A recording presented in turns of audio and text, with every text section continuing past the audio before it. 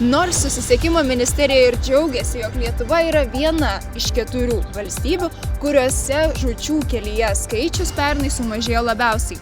Visgi nutyli tai, jog Lietuva vis dar yra 16 vietoje iš 27 valstybių pagal žūčių kelyje skaičių.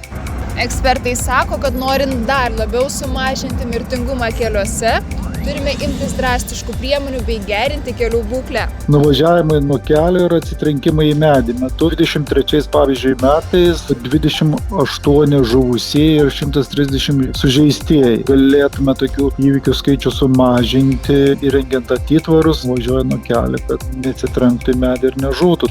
Ministerija sako, kad apsaugos nuo medžių yra planuojamas tik tai rekonstruojant kelius. O apie rekonstrukcijos ypač kelių Lietuvoje greitai mes ir taip visi puikiai žinome. Galbūt jūs žinote, kokiais dar būdais galima sumažinti mirčių skaičių kelyje Lietuvoje? Pasidalinkite komentaruose.